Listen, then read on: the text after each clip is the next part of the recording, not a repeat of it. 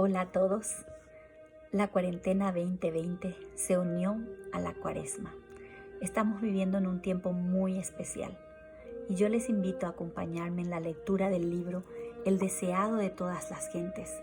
Voy a leerles el capítulo 78, el Calvario. Y como vinieron al lugar que se llama de la Calavera, le crucificaron allí. Para santificar al pueblo por su propia sangre, Cristo padeció fuera de la puerta. Por la transgresión de la ley de Dios, Adán y Eva fueron desterrados del Edén. Cristo, nuestro sustituto, iba a sufrir fuera de los límites de Jerusalén. Murió fuera de la puerta, donde eran ejecutados los criminales y homicidas. Rebosan de significado las palabras: Cristo nos redimió de la maldición de la ley, hecho por nosotros maldición. Una vasta multitud siguió a Jesús desde el pretorio hasta el Calvario. Las nuevas de su condena se habían difundido por toda Jerusalén y acudieron al lugar de su ejecución personas de todas clases y jerarquías. Los sacerdotes y príncipes se habían comprometido a no molestar a los seguidores de Cristo si Él les era entregado. Así que los discípulos y creyentes de la ciudad y región circundante pudieron unirse a la muchedumbre que seguía al Salvador. Al cruzar Jesús la puerta del atrio del tribunal de Pilato, la cruz que había sido preparada para Barrabás fue puesta sobre sus hombros magullados y ensangrentados. Dos compañeros de Barrabás iban a sufrir la muerte al mismo tiempo que Jesús, y se pusieron también cruces sobre ellos. La carga del Salvador era demasiado pesada para él en su condición débil y doliente. Desde la cena de Pascua que tomara con sus discípulos, no había ingerido alimento ni bebida. En el huerto del Getsemaní había agonizado en conflicto con los agentes satánicos. Había soportado la angustia de la entrega y había visto a sus discípulos abandonarle y huir. Había sido llevado a Anás, luego a Caifás y después a Pilato. De Pilato había sido enviado a Herodes, luego de nuevo a Pilato. Las injurias habían sucedido a las injurias, los escarnios a los escarnios. Jesús había sido flagelado 2 veces y toda esa noche se había producido una escena tras otra de un carácter capaz de probar hasta lo sumo a un alma humana. Cristo no había desfallecido. Durante toda la deshonrosa farsa del proceso se había portado con firmeza y dignidad. Pero cuando, después de la segunda flagelación, la cruz fue puesta sobre él, la naturaleza humana no pudo soportar más y Jesús cayó desmayado bajo la carga. La muchedumbre que seguía al Salvador vio sus pasos débiles y tambaleantes, pero no manifestó compasión. Se burló de él y le vilipendió porque no podía llevar la pesada cruz. Volvieron a poner sobre él la carga y otra vez cayó desfalleciente al suelo. Sus perseguidores vieron que les era imposible llevarla más lejos. No sabían dónde encontrar quien quisiese llevar la humillante carga. Los judíos mismos no podían hacerlo porque la contaminación les habría impedido observar la Pascua. Entre la turba que le seguía no había una sola persona que quisiese rebajarse a llevar la cruz. En ese momento, un forastero, Simón Cireneo, que volvía del campo, se encontró con la muchedumbre. Oyó las burlas y palabras soeces de la turba. Oyó las palabras repetidas con desprecio: «Abrid paso para el rey de los judíos». Se detuvo asombrado ante la escena y, como expresara su compasión, se apoderaron de él y colocaron la cruz sobre sus hombros. Simón había oído hablar de Jesús. Sus hijos creían en el Salvador, pero él no era discípulo. Resultó una bendición para él llevar la cruz al Calvario y desde entonces estuvo siempre agradecido por esta providencia. Ella le indujo a tomar sobre sí la cruz de Cristo por su propia voluntad y a estar siempre alegremente bajo su carga. Había no pocas mujeres entre la multitud que seguía al inocente a su muerte cruel. Su atención estaba fija en Jesús. Algunas de ellas le habían visto antes. Algunas le habían llevado sus enfermos y dolientes. Otras habían sido sanadas.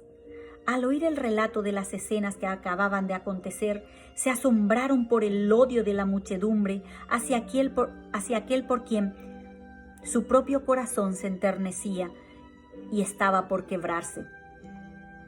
Y a pesar de la acción de la turba enfurecida y de las palabras airadas de sacerdotes y príncipes, estas mujeres expresaron simpatía. Al caer Jesús desfallecido bajo la cruz, prorrumpieron en llanto lastimero. Esto fue lo único que atrajo la atención de Cristo. Aunque abrumado por el sufrimiento mientras llevaba los pecados del mundo, no era indiferente a la expresión de pesar. Miró a esas mujeres con tierna compasión. No eran creyentes en Él, sabía que no le compadecían como enviado de Dios, sino que eran movidas por sentimientos de compasión humana. No despreció su simpatía, sino que ésta despertó en su corazón una simpatía más profunda por ellas. «Hijas de Jerusalén», dijo, «no me lloréis a mí, mas llorad por vosotras mismas y por vuestros hijos». De la escena que presenciaba, Cristo miró hacia adelante al tiempo de la destrucción de Jerusalén. En ese terrible acontecimiento, muchas de las que lloraban ahora por él iban a perecer con sus hijos. De la caída de Jerusalén, los pensamientos de Jesús pasaron a un juicio más amplio. En la destrucción de la ciudad impenitente, vio un símbolo de la destrucción final que caerá sobre el mundo. Dijo, «Entonces comenzarán a decir a los montes, caed sobre nosotros, y a los collados, cubridnos. Porque si en el árbol verde hacen estas cosas, en el seco, ¿qué se hará?».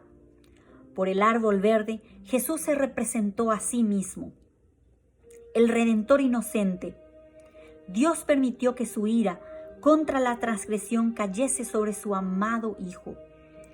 Jesús iba a ser crucificado por los pecados de los hombres. ¿Qué sufrimiento iba entonces a soportar el pecador que continuase en el pecado? Todos los impenitentes e incrédulos iban a conocer un pesar y una desgracia que el lenguaje no podía expresar. Entre la multitud que siguió al Salvador hasta el Calvario, había muchos que le habían acompañado con gozosos hosanas y agitando palmas mientras entraban triunfantemente en Jerusalén. Pero no pocos de aquellos que habían gritado sus alabanzas porque era una acción popular, participaban en clamar, «Crucifícale, crucifícale». Cuando Cristo entró en Jerusalén, las esperanzas de los discípulos habían llegado a su apogeo. Se habían agolpado alrededor de su maestro, sintiendo que era un alto honor estar relacionados con él. Ahora, en su humillación, le seguían de lejos. Estaban llenos de pesar y agobiados por las esperanzas frustradas. Ahora se verificaban las palabras de Jesús. «Todos vosotros seréis escandalizados en mí esta noche, porque escrito está, heriré al pastor y las ovejas de la manada serán dispersas». Al llegar al lugar de la ejecución, los presos fueron atados a los instrumentos de tortura. Los dos ladrones se debatieron en las manos de aquellos que los ponían sobre la cruz. Pero Jesús no ofreció resistencia. La madre de Jesús, sostenida por el amado discípulo Juan, había seguido las pisadas de su hijo hasta el Calvario.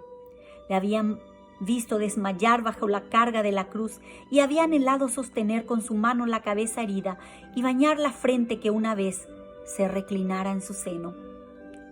Pero se le había sido negado este triste privilegio.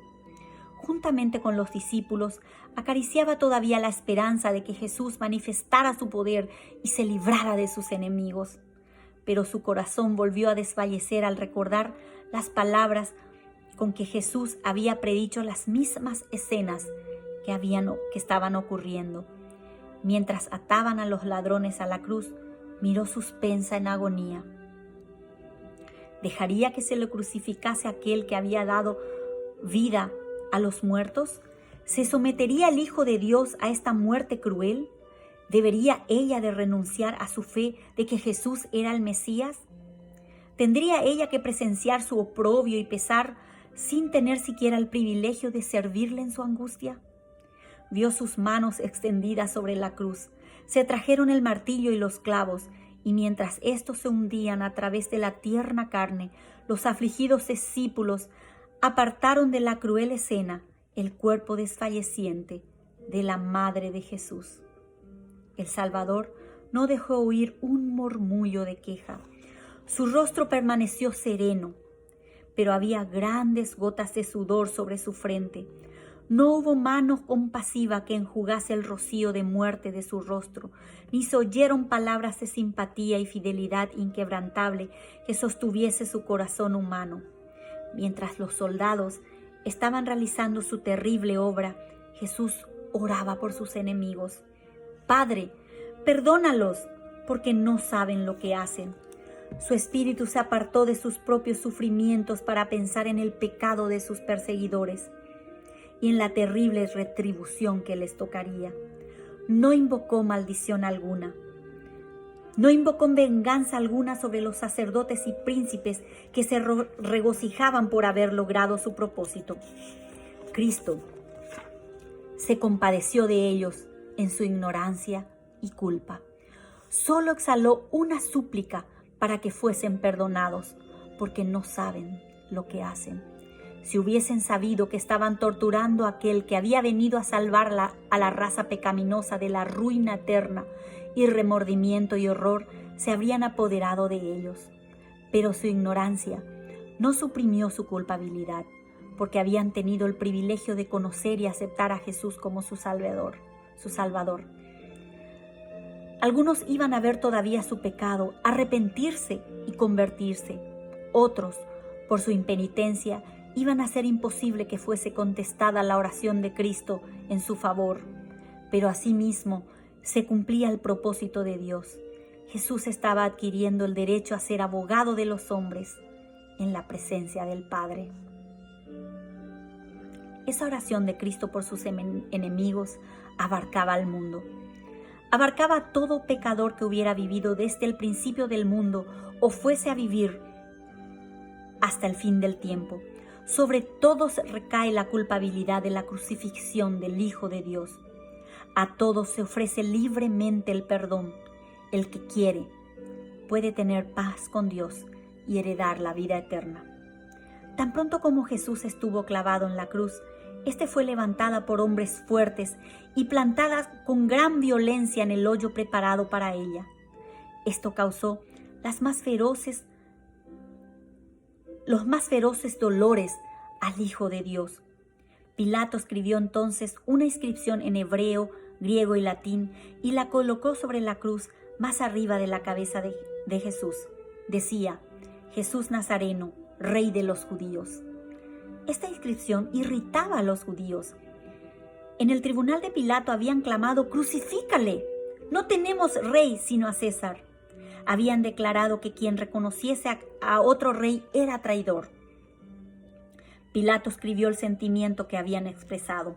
No se mencionaba delito alguno, excepto que Jesús era el rey de los judíos. La inscripción era un reconocimiento virtual de la fidelidad de los judíos al poder romano. Declaraba que cualquiera que aseverase ser el rey de Israel era considerado por ellos como digno de muerte. Los sacerdotes se habían excedido. Cuando maquinaban la muerte de Cristo, Caifás había declarado conveniente que un hombre muriese para salvar a la nación. Ahora su hipocresía quedó revelada. Al fin de destruir a Cristo, habían estado dispuestos a sacrificar hasta su existencia nacional. Voy a seguir en otro segmento de 15 minutos. Nos vemos. No me dejen.